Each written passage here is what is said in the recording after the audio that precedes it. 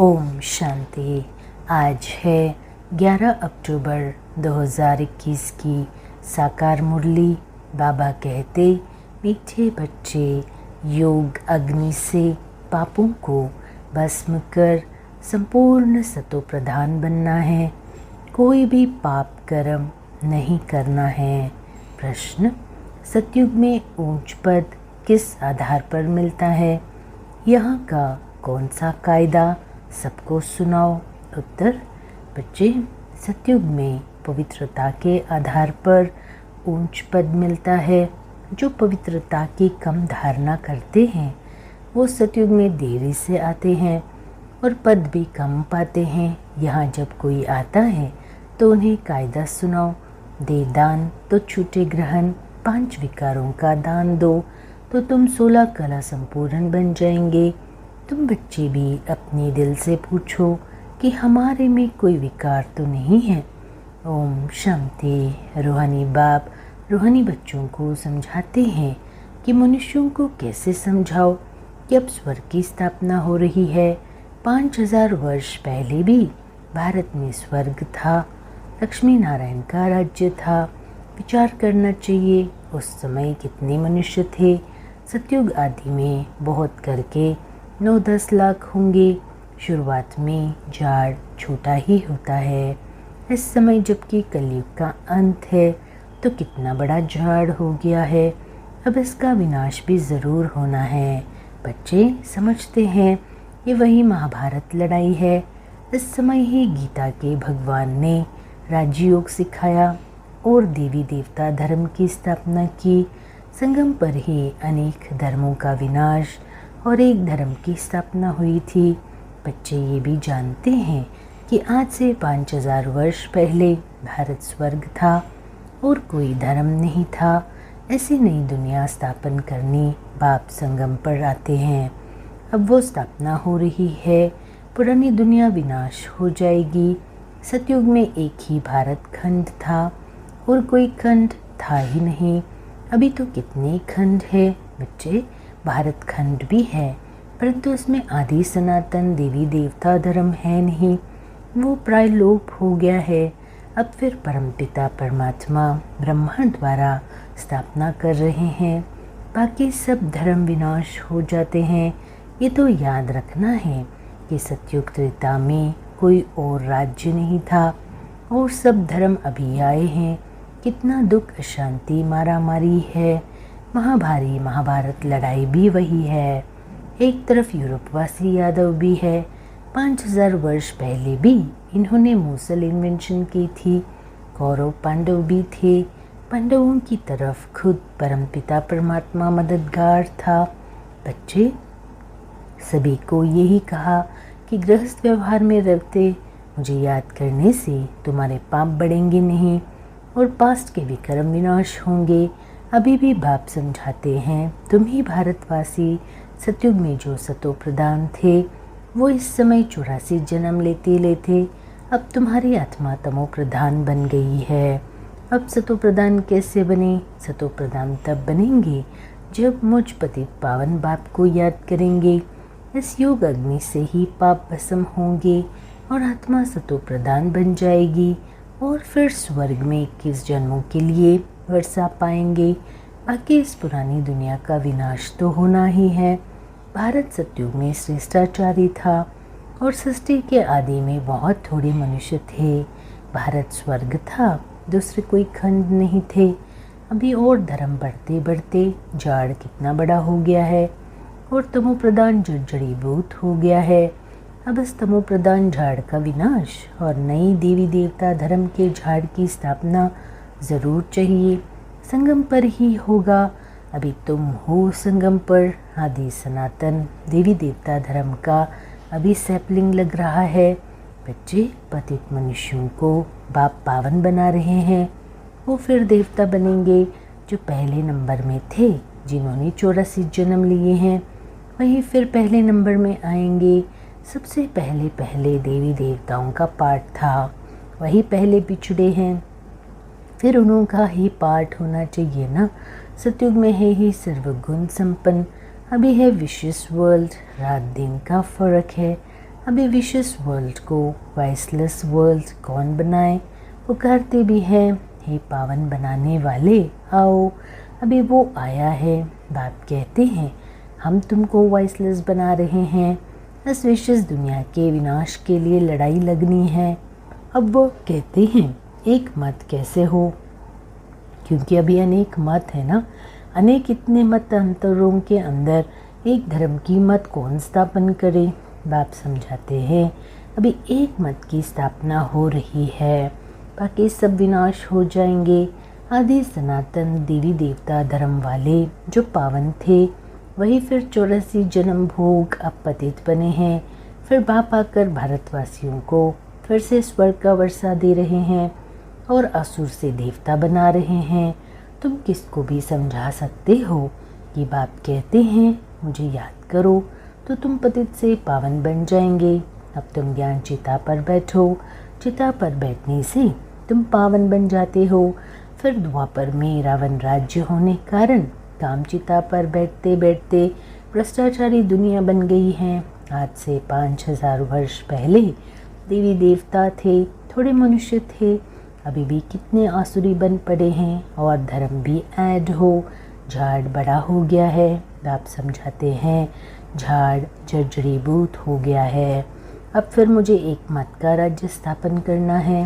भारतवासी कहते भी है एक धर्म में एक मत हो। यह भारतवासी भूल गए हैं कि सतयुग में एक ही धर्म था, यहाँ तो अनेक धर्म हैं। अब बाप आकर फिर से एक धर्म स्थापन कर रहे हैं। तुम बच्चे राजयोग सीख रहे हो, ज़रूर भगवान ही राजयोग सिखाएंगे, फिर किसको पता नहीं है। प्रदर्शनी का उद्घाटन जब कोई करने आते हैं तो उनको भी समझाना चाहिए तुम किसका उद्घाटन करते हो। वापस भारत को स्वर्ग बना रहे हैं, बाकी नरकवास से सब विनाश हो जाएंगे। विनाश के पहले जिनको बाप से वर्षा लेना है तो आकर समझे ये बीके का जो आश्रम है यह है क्वारंटाइन क्लास। यहाँ 7 रोज क्लास करना है ताकि 5 विकार निकल जाए। देवताओं में ये 5 विकार होते नहीं। अब यहाँ 5 विकारों का दान देना है, तब ग्रहण छूटेगा। दे दान तो छूटे ग्रहण, फिर तुम 16 कला संपूर्ण बन जाएंगे। भारत सतयुग में 16 कला संपूर्ण था, अभी तो कोई कला नहीं रही है, सब कंगाल बन पड़े हैं। बच्चे कोई ओपनिंग करने आते हैं, बोलो यहाँ का कायदा है। बाप कहते हैं दे 5 विकारों का दान तो छूटे ग्रहण, तुम 16 कला संपूर्ण देवता बन जाएंगे, पवित्रता अनुसार पद पाएंगे। बाकी अगर कुछ न कुछ कला कम रह गई तो जन्म भी देरी से लेंगे। विकारों का दान देना तो अच्छा है ना, चंद्रमा को ग्रहण लगता है तो आगे ब्राह्मण लोग दान लेते थे, अभी तो ब्राह्मण बड़े आदमी हो गए हैं। गरीब लोग तो बेचारे भीख मांगते रहते, पुराने कपड़े आदि भी लेते रहते। वास्तव में ब्राह्मण पुराने कपड़े नहीं लेते, उनको नया दिया जाता है। तो अब तुम समझाते हो भारत 16 कला संपूर्ण था, अब आयरन एजड हो गया है, 5 विकारों का ग्रहण लगा हुआ है। अभी तुम जो 5 विकारों का दान दे या अंतिम जन्म पवित्र रहेंगे तो नई दुनिया के मालिक बनेंगे। स्वर्ग में बहुत थोड़े थे, पीछे वृद्धि को पाया है, अब तो विनाश भी सामने खड़ा है। बाप कहते हैं 5 विकारों का दान दो तो ग्रहण छूट जाए। अब तुमको श्रेष्ठाचारी बन स्वर्ग का सूर्यवंशी राज्य लेना है तो भ्रष्टाचार को छोड़ना पड़ेगा। 5 विकारों का दान दो। अपने दिल से पूछो हम सर्वगुण संपन्न संपूर्ण निर्विकारी बने हैं। नारद का मिसाल है ना, एक भी विकार होगा तो लक्ष्मी को वर कैसे सकेंगे। कोशिश करते रहो, खाद को आग लगाते रहो। सोना जब गलाते हैं, गलते गलते यदि आग ठंडी हो जाती है तो खाद निकलती नहीं है, इसलिए पूरी आग में गलाते हैं। फिर जब देखते हैं किचड़ा अलग हो गया है तब कार्ब में डालते हैं। बाप अब खुद कहते हैं कोई भी विकार में मत जाओ, तीव्र वेग से पुरुषार्थ करो। पहले तो पवित्रता की प्रतिज्ञा करो, बाबा आप पावन बनाने आए हो, हम कभी विकार में नहीं जाएंगे, देही अभिमानी बनना है।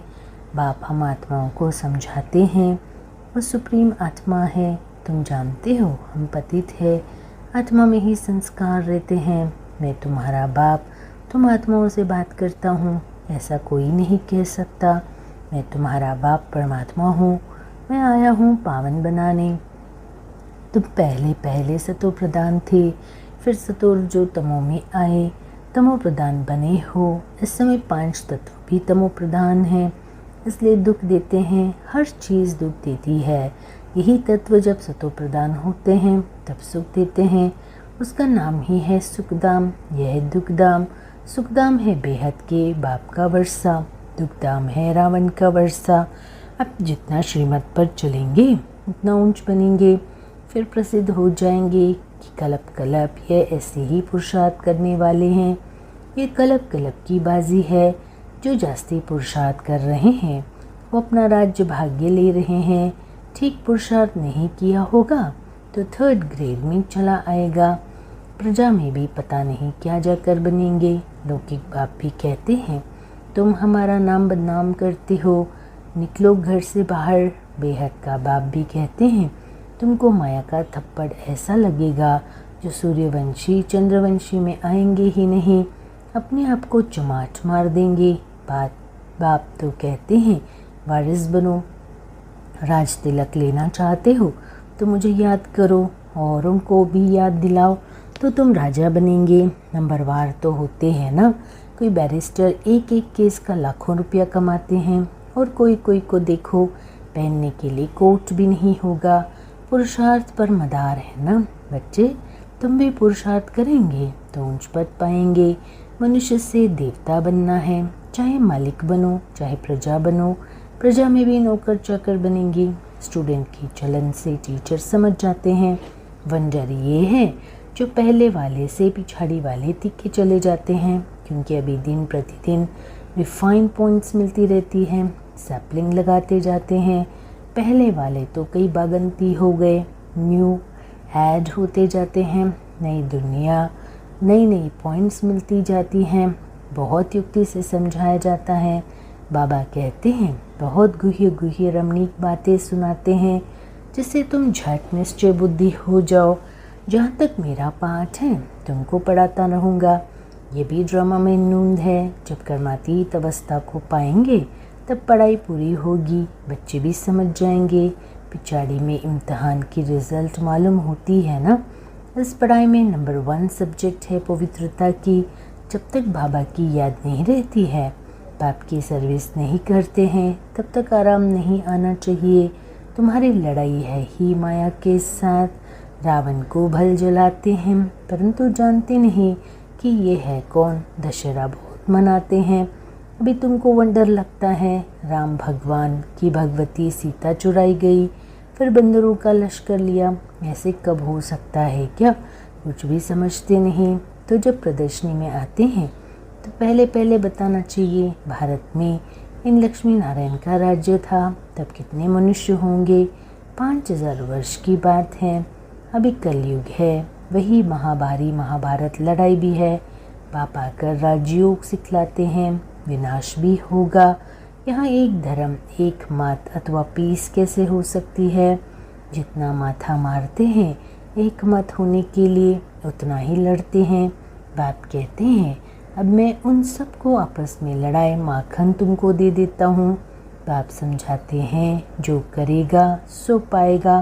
कोई बच्चे बाप से भी ऊंच बन सकते हैं। तुम मेरे से भी साहूकार विश्व के मालिक बनोगे, मैं नहीं बनूंगा। बच्चे, मैं तुम बच्चों की निष्काम सेवा करता हूँ, मैं दाता हूँ, ऐसे कोई मत समझे। हम शिव बाबा को 5 रुपया देते हैं, परंतु शिव बाबा से 5 पदम स्वर्ग में लेते हैं। तो क्या ये देना हुआ?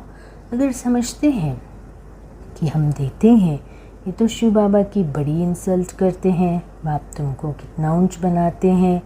तुम 5 रुपया शिव बाबा के खजाने में देते हो, बाबा तुमको 5 करोड़ देते हैं, कोड़ी से हीरे जैसा बना देते हैं। ऐसे कब संशय नहीं लाना कि हमने शिव बाबा को दिया। ये कितना बुरा नाथ है, ये कभी ख्याल नहीं आना चाहिए हम बाबा को देते हैं। नहीं, शिव बाबा से हम 21 जन्मों के लिए वर्षा लेते हैं। शुद्ध विचार से नहीं दिया तो स्वीकार कैसे होगा। सब बातों की समझ बुद्धि में रखनी चाहिए। ईश्वर अर्थ दान करते हैं, वो कोई भूखा है क्या? नहीं, समझते हैं हमको दूसरे जन्म में मिलेगा। अभी तुमको बाप कर्म अकर्म विकर्म की गति बैठ समझाते हैं। बच्चे, यहाँ जो कर्म करेंगे सो विकर्म ही होगा, क्योंकि रावण राज्य है। सतयुग में कर्म अकर्म हो जाता है। हम तुमको अभी उस दुनिया में ट्रांसफ़र करते हैं जहाँ तुमसे विकर्म होगा ही नहीं। बहुत बच्चे हो जाएंगे, फिर तुम्हारे पैसे भी क्या करेंगे। हम कच्चा शराफ नहीं हूँ जो लेवे और काम में न आए फिर भरकर देना पड़े। मैं पक्का शराफ हूँ, कह देंगे ज़रूरत नहीं। अच्छा, मीठे मीठे सिकिलद्दे बच्चों प्रति माता पिता बाप दादा का याद प्यार और गुड मॉर्निंग। रूहानी बाप की रूहानी बच्चों को नमस्ते, रूहानी बच्चों की रूहानी बाप को नमस्ते। धारणा के लिए मुख्य सार। पहला, तीव्र वेग से पुरुषार्थ कर विकारों की खाद को योग की अग्नि में गला देना है। पवित्रता की पूरी प्रतिज्ञा करनी है।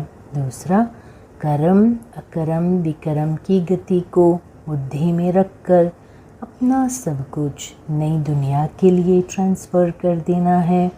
वरदान।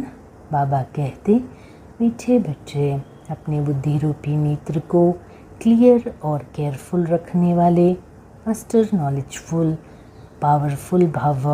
जैसे ज्योतिषी अपने ज्योतिष की नॉलेज से, ग्रहों की नॉलेज से आने वाली आपदाओं को जान लेते हैं, ऐसे आप बच्चे इन एडवांस माया द्वारा आने वाले पेपर्स को परख कर पास विद ऑनर बनने के लिए अपने बुद्धि रूपी नेत्र को क्लियर बनाओ और केयरफुल रहो। दिन प्रतिदिन याद की और साइलेंस की शक्ति को बढ़ाओ तो पहले से ही मालूम पड़ेगा कि आज कुछ होने वाला है। मास्टर नॉलेजफुल पावरफुल बनो तो कभी हार नहीं हो सकती। स्लोगन। बाबा कहते, मीठे बच्चे, पवित्रता ही नवीनता है और यही ज्ञान का फाउंडेशन है। ओम शांति।